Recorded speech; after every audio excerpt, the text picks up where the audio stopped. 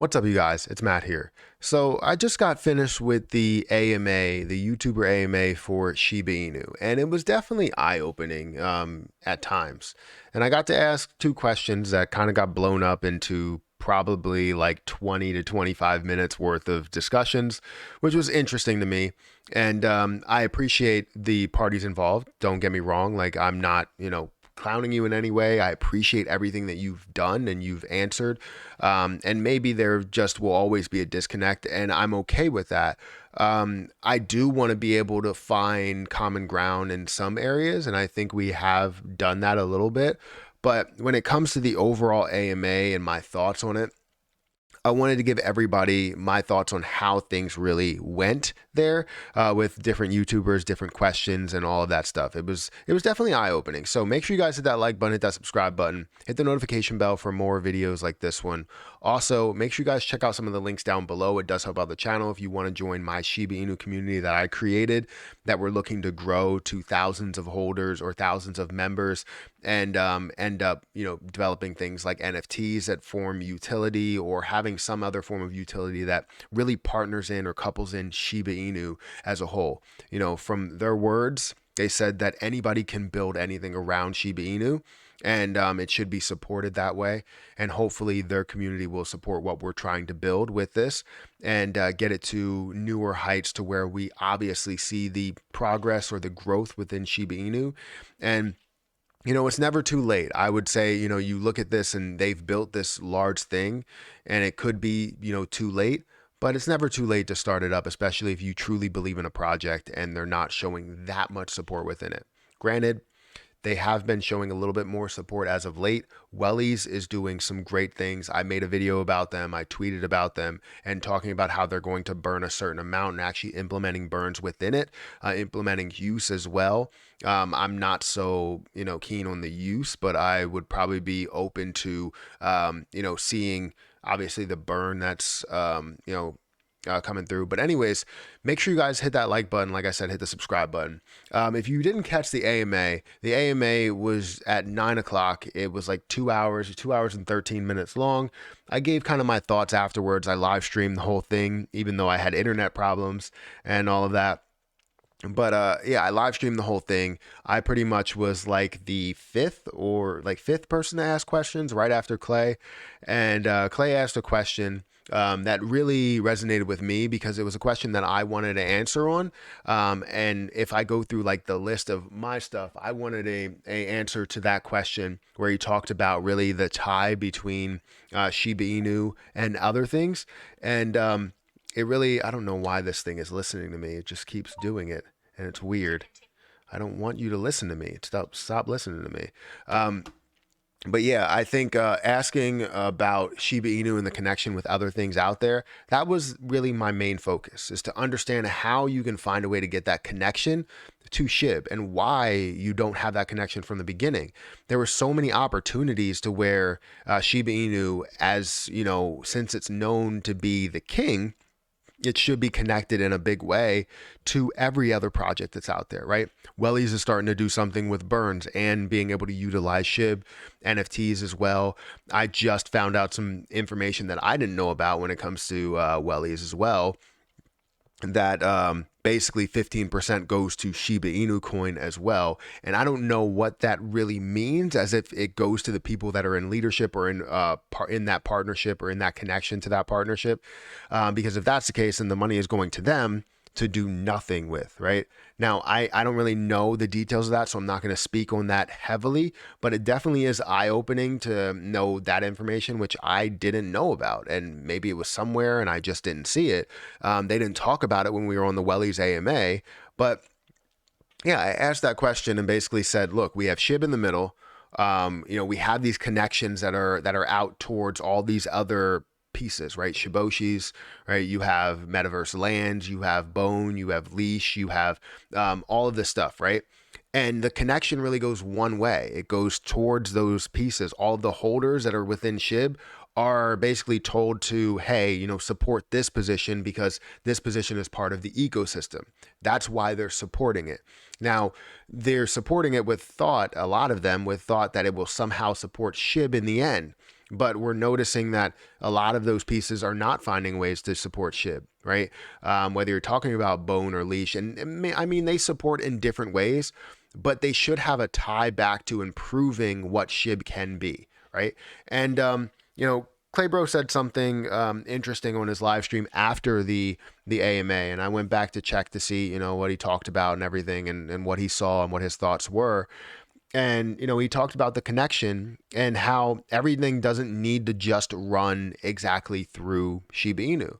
And he's right. I don't think everything needs to run, directly through Shiba Inu. Like, it doesn't need to, you take bone and then a portion of bone, or like 50% of bone go to Shiba Inu. But when you're developing something that's part of an ecosystem where 1.1 million holders, where their analogy was basically a four-legged stool or a three-legged stool where you have Shiba Inu, bone, and leash or whatever, and you take away one of those stools, or you take away two of those stools and lean on one stool, you're going to fall.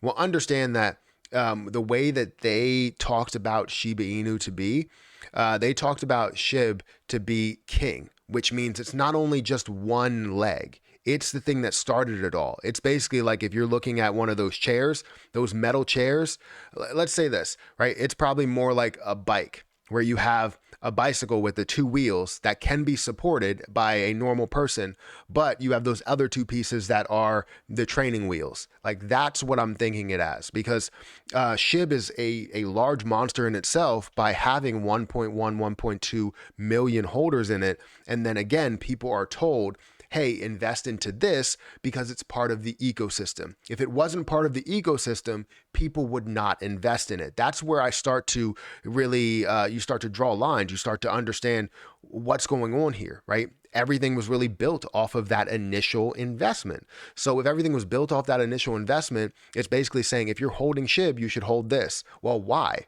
Why should I hold this? Is it supporting SHIB? Well, no, but you should still hold it. Oh, okay. Well, then I'll still hold it. That's really the mindset that they have. And that's why I was a little bit, weirded out and disappointed in the answers of that, because we weren't getting on anywhere. It was basically like, oh, well, all of these other pieces are getting valued. And then they mention John Richmond. And no offense to all of these companies, I'm sure they're going to do something aggressive when it comes to, or not even aggressive, just something minimal. All you ask is for something minimal to support SHIB in a big way. But again, it seems like Shiba Inu, not the coins, but the people behind it are getting more of a benefit than the holders of the position, right? So people that are within the ecosystem are getting 15% of wellies. Whatever happens with John Richmond, they're getting a certain percentage of that. I don't know, right? I'm just guessing here. But any business that they get involved with, it seems like they have a certain percentage within it, right? And that seems to be that fine line between making a large ecosystem that cares about the investors versus trying to grab a lot of funding or whatever you're looking to do with that money, because we don't know, right? So anyways, we asked that question. There were a lot of other questions asked. There were a couple things that were very straight to the point, like when will Shibarium be launched? And there was an answer, not really an answer, but it was like weeks to months and not really giving any type of range. And it's understandable. I mean, you really don't have it completely done, but we want to know what stages you're in. And how close you would be to being done. What do you really need to get done when it comes to that stuff? But maybe they can't, give out that information. So it's totally understandable. Now, I did end up asking another question about the end goal for Shiba Inu, the end goal for the ecosystem. And they took it as a pricing question, but I didn't mean it by price.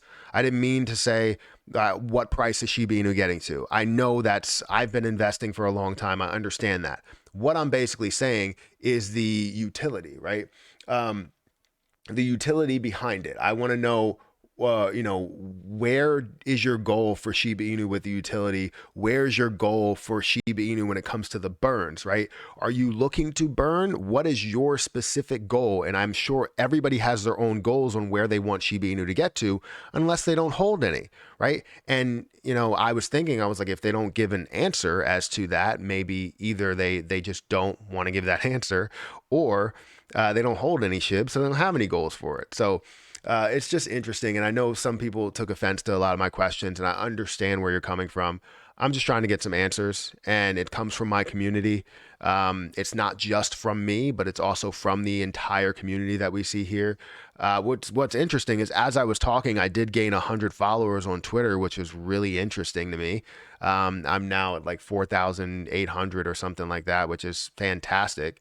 And also, as I was talking, the price of SHIB was increasing. So I felt like, I was giving a live reaction to how the community actually feels, and was trying to get the answers that we had there. But I wanted to ask more questions here, and I was a little disappointed in the fact that I couldn't ask these questions, but there were other people that needed to ask the questions, and I totally understand where you're coming from with, trying to give everybody else time. I think there may have been too many people here, and we could have done more AMAs, like different AMAs with different people. It could have been maybe 4 people within this AMA just asking questions from the community, because again, I think I had some really, really good questions, and it could have all tied in, but it probably would have ended up leading to arguments as well. So I appreciate all of them. If they're watching this, if you are watching this, I really appreciate what you guys did. Again, I try to ask the tough questions, and maybe they don't come across the same way, and they may be long-winded. I tend to do that a lot. You can ask any of my followers, any of my viewers. I give long-winded answers and long-winded questions just because I try to include every single piece in there. If you're going to ask me to ask something specific, like when Shibarium, that's so easy and so easy to answer to where it's going to be like, boom, boom, we're done, right? That's not what I want. I want you guys to give us the detail and maybe even slip up at times and, say something where you weren't supposed to say, so that it could be something, bigger. And it's not saying that we want you guys to, give away all your secrets or anything like that. We just want answers, right? Because it seems like every time we're not getting those answers. So if you can slip up and actually give an answer, we would be happy with that. So anyways, I had a bunch of questions here. If you guys are watching this and you see any of these questions, feel free to hit me up in my DM, and you can, on Twitter, on Instagram, on whatever, and you can, answer these questions for me. But I do want to ask some of these questions, especially when it comes to the burn portal and burn methods that are included in it. But most of the other questions, Clay asked a question that was close to what I asked, and I had to add to that. But some of the other questions were really like straightforward and getting answers slightly. A lot of it, we weren't really getting answers. So a lot of people were like, hey, this is a ask me nothing. And, that's totally understandable. But yeah, if you guys want to listen to it, go ahead and listen to it. It's over on Twitter. You can see it at Shiba Sessions. And I don't know if I retweeted it. I think I did retweet it. And there was just a lot of good information. I didn't bring up the blog post that the Defense Breed did. I didn't really bring it up. I kind of had a subtle hint to it, and I'm sure they got it. Talking about transparency and how everything's supposed to be transparent, even though nothing really led to transparency throughout this, AMA or Q&A or whatever it is. So yeah, I think it was definitely interesting. I really had a fun time being able to ask this stuff. I don't mean to upset anybody. If anybody was upset, I do not mean to upset anybody. I don't mean to spread FUD. We need to ask the tough questions. Like I said, in the AMA, is that we don't want to ask these softball sugar-coated questions. That's not what we're looking for. Because if we do that, we're going to get these softball answers. Like, I don't want that, right? And no offense to people that play softball. Softball is great. I've watched softball from time to time. I'm just saying we don't want these soft questions. I really don't. I want the difficult questions. Just like I said, again, in the AMA, all these successful people in this world, whether you look at Jeff Bezos or Elon Musk or, Bill Gates or Mark Zuckerberg, whoever, right? You're basically telling them, or they're going into a meeting and saying, hey, what are the problems? How we fix it? Like, that's what they're asking. And, I guess they're expecting, or what we have seen in other AMAs is always the positive stuff. Oh, I love what they're doing. This is amazing. Well, that's not a question. How do we fix something? You know what I mean? I understand you love what people are doing. It's great to be able to express that love for it, but there's always something that can be fixed within a business, within a cryptocurrency, within an investment. If you have something, if you have everything perfect and it can't be fixed, what's the point of people investing into that project then? right? Because it's not going to go up anymore. If everything's perfect, nothing's going to happen, right? You need to have, everything has a problem. Something has a problem. I have problems. My YouTube channel has problems. I can't figure out Streamlabs because it's stupid. So anyways, guys, it was a great AMA. It was very eye-opening. You guys can go ahead and check it out and, you know, hear what I had to say, hear what Clay had to say, hear what December DeMarco had to say, and everybody else. I'm sure they're going to do more of these, and I hope that we can just create more and more answers throughout these. But I'm looking to create, you know, my own community or our own community that's full of, you know, people within the community, people every day that talk about Shiba Inu and love hearing about Shiba Inu, that come to my live streams every single day. You know, we're looking to build a ton of people, and it's not just from me. I'm hoping to gather all the other YouTubers as well and build a full community to back the community side of things, not just what the devs look to do. There were a couple of things that kind of, you know, got to me, where they said, oh, the DMs and, you know, reaching out to people on their Discord group is always open to be able to connect different projects together. And that's definitely not true. I have, you know, a dozen, if not way more, instances to where people got kicked by the admin, by Tropheus or Stixel or whoever, right? They got kicked because they mentioned a certain thing within the project, something they were trying to build, and simply asking a question. You know, obviously I got blocked for asking a question, and it still stings a little bit because I still didn't get my question answered. And, you know, I'll leave it at that. You know, I'm still, I probably can be cool with Tropheus and whoever else would block me. I think he's the only one. But right now, I mean, I still haven't even gotten like an answer to the question, and it's just kind of floating around it while leaving the project that they talked about out there, and not talking about them again because they understand that everything was lies. But anyways, I'm going to get out of here, guys. I don't want to go into a rant, which I do all the time. Hit that like button, hit that subscribe button, hit that notification bell for more videos like this one. Again, check out the Q&A or AMA or AMN, whatever you want to call it.